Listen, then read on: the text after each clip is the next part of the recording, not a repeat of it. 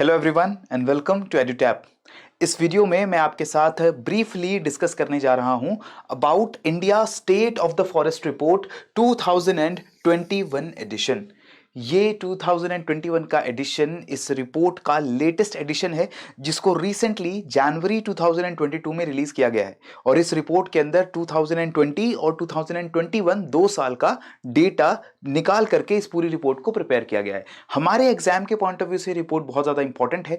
बहुत सारे important findings इस रिपोर्ट में से निकल कर आती हैं जो भारत के अंदर फॉरेस्ट कवर को लेकर के क्या डेटा है, क्या स्टेटस है, वो हम लोगों को बताती हैं, जिसके ऊपर हमें प्रीलिम्स के अंदर और मेंस के अंदर क्वेश्चंस देखने की प्रोबेबिलिटी काफी हाई रहती है। क्लियर है? तो चलिए स्टार्ट करते हैं। सबसे पहले हम लोग इस रिपोर्ट के थोड़े से बैकग्राउंड को डिस्कस कर लेते हैं।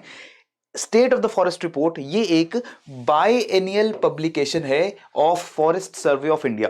बायएनियल पब्लिकेशन का मतलब है कि इस रिपोर्ट को हर 2 साल के बाद पब्लिश किया जाता है। सो ये रिपोर्ट 2022 में जो पब्लिश की गई है, इस रिपोर्ट का टाइटल है ISFR 2021, क्योंकि इस रिपोर्ट में जो भी रिसेंटली रिपोर्ट आई है वहां पर 2020 यानी 2020 और 21 का टोटल डेटा कंपाइल किया गया है। भारत के फॉरेस्ट्स पिछले 2 सालों में उनमें क्या ग्रोथ हुई है, क्या उनके स्टेटस में चेंजेस हुए हैं, ये चीज रिकॉर्ड करके इस रिपोर्ट के अंदर पब्लिश की गई है। और रिपोर्ट का टाइटल क्या होगा? India state of the forest report 2021। लेकिन इसको पब्लिश किया गया जनवरी 2022 में। इससे पहले जो रिपोर्ट आई है, जो लास्ट एडिशन इससे पहले निकला है, वो रिपोर्ट आई है जनवरी 2020 में, जिसका नाम था ISFR 2019।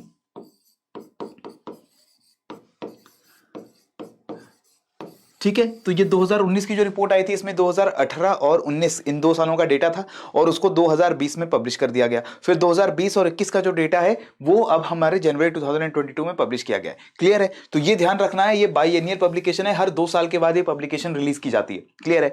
कौन रिलीज करता है? बहुत इंपॉर्टेंट है, forest survey of India. Forest survey of India Bharat में वन और जंगल और ये जो फॉरेस्ट हैं इनको लेकर के स्टडी करने का, सर्वे करने का, रिसर्च करने का काम करने वाला सबसे टॉप मोस्ट इंस्टीट्यूट है। Ministry of environment, forest and climate change के अंडर आता है ये। ऑल्दो ये ऑटोनोमस इंस्टीट्यूट है, जो भी डिसीजन मेकिंग है फॉरेस्ट सर्वे की वो वहां के लोग अपने आप ऑटोनॉमी के साथ लेते हैं, लेकिन जो फंडिंग है वो मिनिस्ट्री ऑफ एनवायरनमेंट की तरफ से प्रोवाइड की जाती है। क्लियर है? इस रिपोर्ट को पब्लिश करने के अलावा, ISFR को पब्लिश करने के अलावा भी बहुत इंपॉर्टेंट काम जो है वो फॉरेस्ट सर्वे ऑफ इंडिया कर रहा है। फॉरेस्ट सर्वे ऑफ इंडिया अब लोकेटेड कहां पे है ये भी चीज आपको पता होनी चाहिए।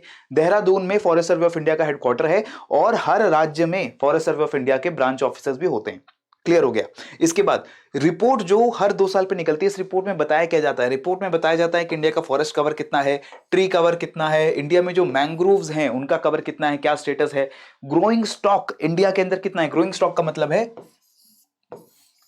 इंडिया में टोटल बायोमास जो है वो कितना उसका वेट है, कितना उसका अमाउंट है जो इंडिया के अलग अलग फॉरेस्ट्स में स्टोर्ड है। कार्बन स्टॉक, कार्बन स्टॉक में हम देखते हैं कितना कार्बन है जो इंडिया के फॉरेस्ट्स में स्टोर्ड है। ग्लोबल वार्मिंग को मॉनिटर करने में, ग्लोबल वार्मिंग को मिटिगेट करने में बहुत इंपॉर्टेंट हमारा एक पैरामीटर होता है कि कार्बन स्टॉक कितना है। एटमॉस्फेयर से कितना कार्बन निकाल करके हमने फॉरेस्ट के अंदर स्टोर कर लिया है। जितने रिच फॉरेस्ट होंगे, जितने डेंस फॉरेस्ट होंगे, जितनी ज्यादा प्लांट लाइफ डाइवर्स होगी, उतना ज्यादा कार्बन स्टॉक फॉरेस्ट के अंदर स्टोर रहेगा और वो क्लाइमेट चेंज को रोकने में उतना ज्यादा हमारी मदद करेगा। ठीक है, तो ये भी हमें स्टेटस पता लगता है। फिर हमें फॉरेस्ट फायर्स के बारे में पता चलता है।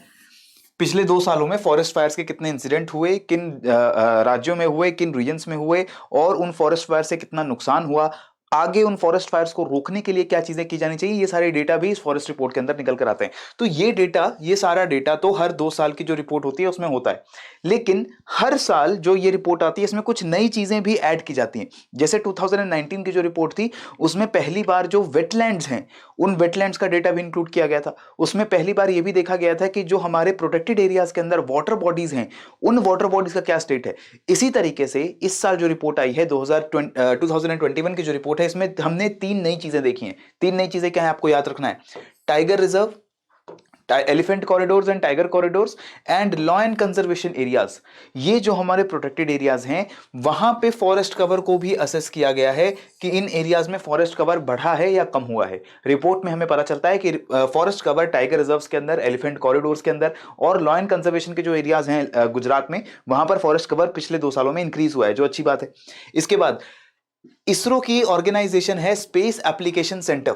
स्पेस एप्लीकेशन सेंटर के साथ कोलैबोरेट करके इन्होंने पता लगाया है above ground biomass in Indian forest. Satellites की मदद से भारत के जंगलों में, भारत के फॉरेस्ट्स में ग्राउंड के ऊपर, यानी कि सॉइल कार्बन की हम बात नहीं कर रहे हैं, ग्राउंड के ऊपर, जमीन के ऊपर जो प्लांट लाइफ है, जो एनिमल लाइफ है, उसमें कितना बायोमास प्रोड्यूस हुआ है पिछले 2 सालों में। सैटेलाइट्स की रिमोट सेंसिंग की मदद से इन्होंने ये डेटा भी तैयार किया है, रिपोर्ट के अंदर अवेलेबल है। इसके बाद mapping of climate change hotspots in Indian forest. Bits Pilani का जो गोवा कैंपस है, bits Pilani Birla institute of technology and science, एक बहुत reputed technology and engineering institute है इंडिया का, इसके गोवा कैंपस के साथ भी कोलैबोरेट करके क्लाइमेट चेंज के हॉटस्पॉट जो भारत के जंगलों में है, जहां पर क्लाइमेट चेंज का सबसे बुरा असर देखने को मिल रहा है, वो एरियाज भी आइडेंटिफाई किए गए हैं इस रिपोर्ट के अंदर। क्लियर? तो ये 3 चीजें 2021 की रिपोर्ट में नहीं है जो आपको पता होनी चाहिए। और इसके बाद जो मेजर फाइंडिंग्स हैं उनको भी एक बार हम लोग फटाफट से टैली कर लेते हैं। सबसे पहले बात करें फॉरेस्ट एंड ट्री कवर की, तो इंडिया में total forest and tree cover 24.62% है। लगभग 25% हम लोग पहुंच रहे हैं हमारे टोटल एरिया का, यानी कि 1/4 जो हमारी कंट्री का है वो लगभग फॉरेस्ट के अंदर आ जाएगा। क्लियर है? अच्छी बात है। लेकिन इसके साथ हमें यह भी देखना है कि पिछले साल के कंपैरिजन में, जो हमारी लास्ट रिपोर्ट थी 2019 की, इसके कंपैरिजन में हम देखते हैं तो 0.6% forest and tree cover increase हुआ है। ठीक है, बहुत ही कम इंक्रीज है, लेकिन इंडिया जैसे बड़े और इंडिया जैसी जनसंख्या वाले देश के लिए बहुत इंपॉर्टेंट बात है, तो आपको ये पता होना चाहिए। 2019 में भी 0.6% का इंक्रीज था एज कंपेयर टू 2017। तो अगर हम देखें 2017 की उपेक्षा में जो हमारा 2019 है, वहां पर 0.6% का इंक्रीज हुआ, और फिर 2 साल में नेक्स्ट 2022 तक फिर से 0.6% का इंक्रीज हुआ है फॉरेस्ट एंड ट्री कवर में, जो अच्छी बात है। सबसे ज्यादा जो इंक्रीज हुआ है फॉरेस्ट कवर में वो हुआ है ओपन फॉरेस्ट में। ओपन फॉरेस्ट मतलब 10% टू 40% कैनोपी डेंसिटी। आप ये टर्म भी आप लोगों को पता होनी चाहिए कि इंडिया के अंदर जब हम बात करते हैं फॉरेस्ट कवर्स की, तो हम 3 तरीके के फॉरेस्ट्स को मेजरली डिफाइन करते हैं। Very dense forests, moderately dense forests, right, फिर ओपन फॉरेस्ट्स,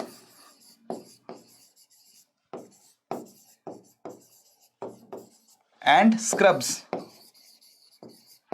जहां पर लेस देन 10% कैनोपी डेंसिटी हो तो वो स्क्रब हो जाता है, 40 to 10% हमारी कैनोपी डेंसिटी हो तो वो हमारे ओपन फॉरेस्ट्स हो जाते हैं। फिर हमारे बीच में डेंस फॉरेस्ट भी आते हैं जो मॉडरेटली डेंस की एक कैटेगरी होती है, और 40% से ऊपर की कैनोपी डेंसिटी मोर देन 70% है तो वो हमारे डेंस फॉरेस्ट हो गए। ठीक है, उसके बाद 60 to 70, देन 40 to 60, इस तरीके से हम लोग डिवाइड करके हमारे फॉरेस्ट की जो डेंस कैटेगरीज हैं उनके हिसाब से हम लोग डिवाइड करते हैं हमारे फॉरेस्ट की कैटेगरीज को।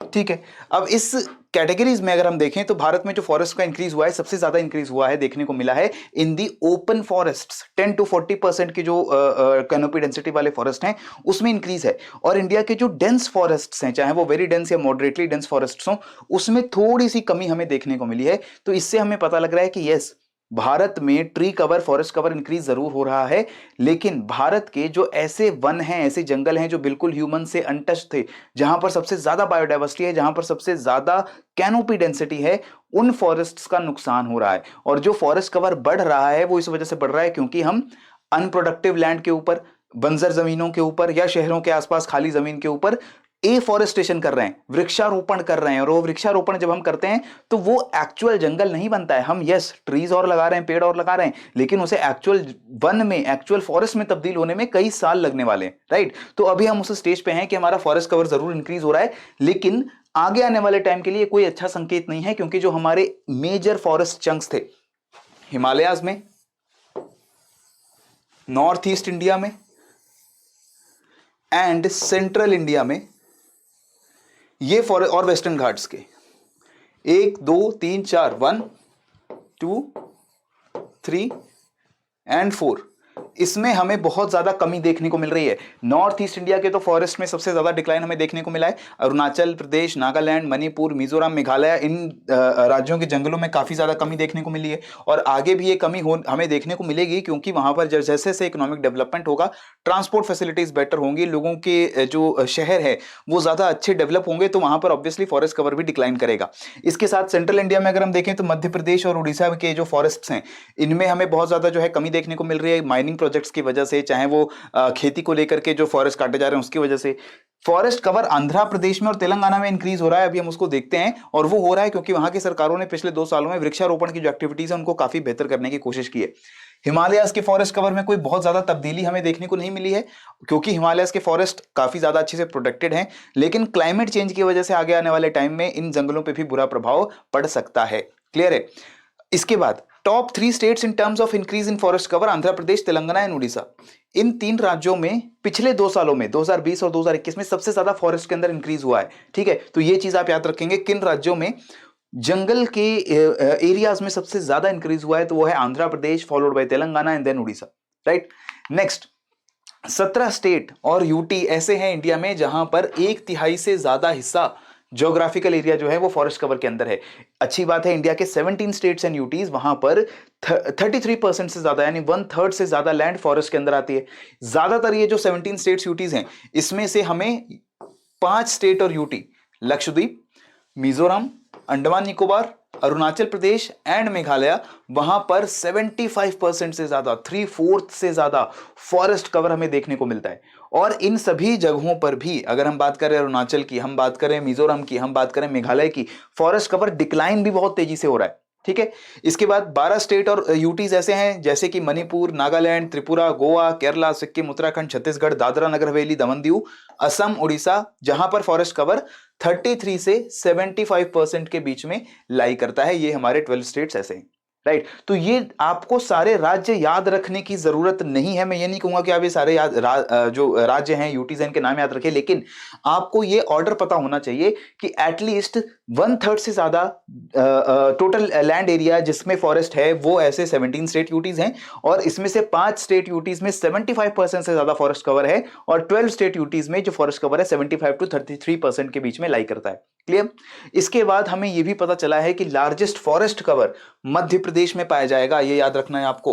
मध्य प्रदेश अपने आप में एक बहुत बड़ा राज्य है, और इस बड़े राज्य का एक बहुत बड़ा हिस्सा फॉरेस्ट कवर के अंदर आता है। तो ऑल ओवर इंडिया सभी स्टेट्स और यूटीज में सबसे ज्यादा एरिया, अगर हम देखें टोटल एरिया फॉरेस्ट के अंदर आता है, तो वो मध्य प्रदेश में सबसे ज्यादा एरिया आता है, followed by Arunachal Pradesh, then Chhattisgarh, फिर उड़ीसा और फिर महाराष्ट्र। इन ये हमारे टॉप 5 राज्य हैं जहां पर फॉरेस्ट कवर आपको सबसे ज्यादा देखने को मिलेगा।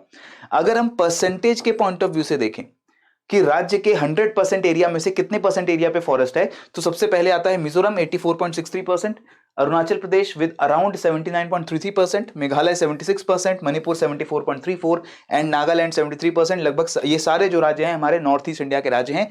और इन सभी राज्यों में अगर 2019 से कंपेयर करें, यानी कि पिछले साल की 2 साल की जो रिपोर्ट थी, पिछली जो हमारी रिपोर्ट है आईएसएफआर की, उसकी कंपैरिजन में इन सभी राज्यों के अंदर फॉरेस्ट कवर कम हुआ है। मिजोरम में ये 84.43% की जगह 85% के करीब था, अरुणाचल प्रदेश में 80% से ऊपर था, मेघालय में भी ये 76% से ऊपर था, मणिपुर में it was around 75% and Nagaland में ये जो नंबर है वो 74 पॉइंट समथिंग परसेंट था। तो इसका मतलब है कि इन सभी राज्यों में फॉरेस्ट कवर डिक्लाइन हो रहा है, लेकिन फिर भी इन सभी राज्यों में अभी भी फॉरेस्ट की जो मात्रा है वो काफी अच्छी है। क्लियर? तो ये सारी चीजें अभी हमें पता चली हैं हमारी रिपोर्ट से, जो 2021 की जो रिलीज की गई है 2022 में। कुछ इंपॉर्टेंट चीजें और मैं आपको बता दूं, मैंग्रोव कवर के बारे में क्या पता चला। अराउंड 5000 स्क्वायर किलोमीटर का एरिया कंट्री के अंदर मैंग्रोव के द्वारा कवर्ड है। इसमें 17 स्क्वायर किलोमीटर का इंक्रीज हुआ है एज कंपेयर टू 2019 रिपोर्ट। और टॉप 3 स्टेट जिसमें मैंग्रोव कवर इंक्रीज हुआ है वो है उड़ीसा, 8 स्क्वायर किलोमीटर इंक्रीज पिछले साल के कंपैरिजन में, महाराष्ट्र 4 स्क्वायर किलोमीटर का इंक्रीज, और कर्नाटका।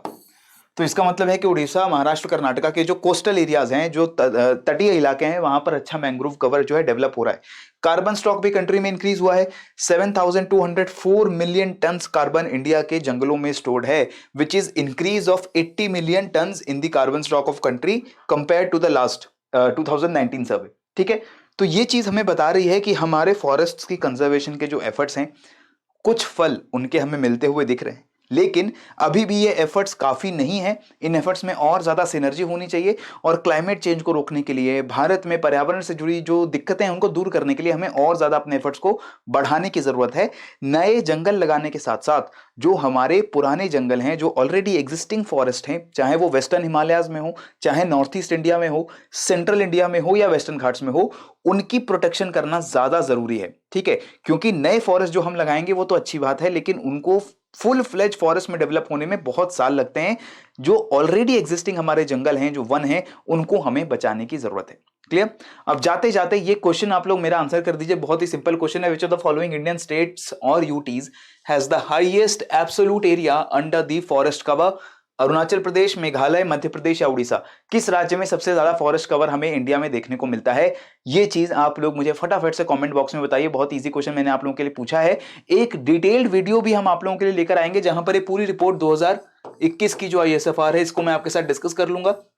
अभी ये रिपोर्ट पब्लिक डोमेन में अभी रिलीज नहीं हुई है, गवर्नमेंट ने इसको 13 जनवरी को इसको रिलीज किया है, तो भी पब्लिक में आएगी। सारे इसके अंदर जो अलग अलग डेटा पॉइंट्स हैं वो आपके साथ खंगाल करके उनको पूरा समराइज करके मैं आपको एक वीडियो में सारी चीजें बताऊंगा, ठीक है। अगर आप वो वीडियो देखना चाहते हैं तो जरूर एक बार कमेंट बॉक्स में मुझे बता दीजिए कि हाँ सर वो वीडियो हमें बना के दिखाइए। अदरवाइज इतना डेटा भी हमारे लिए सफिशिएंट होने वाला है। अगर आप सिर्फ प्रीलिम्स के इन क्वेश्चंस को आंसर करना चाहते हो कि किस राज्य में ज्यादा फॉरेस्ट कवर है, किस राज्य में फॉरेस्ट कवर बड़ा है, तो ये सारी चीजें इस वीडियो से भी आंसर हो जाएंगी, राइट। लेकिन if you want to see the detailed video on India state of the forest report for 2021, please in the comment box आप मुझे बता दीजिए कि यस ये वीडियो आपको बनानी है सर, तो मैं आपको जैसे ही वो रिपोर्ट पब्लिक होती है उसको फटाफट से समराइज करके उसकी सारी फाइंडिंग्स आपके सामने रख दूंगा। क्लियर है? तो चलिए इसी के साथ अब मुझे यहां पर दीजिए इजाजत और पढ़ते रहिए, बढ़ते रहिए। जय हिंद एंड जय भारत।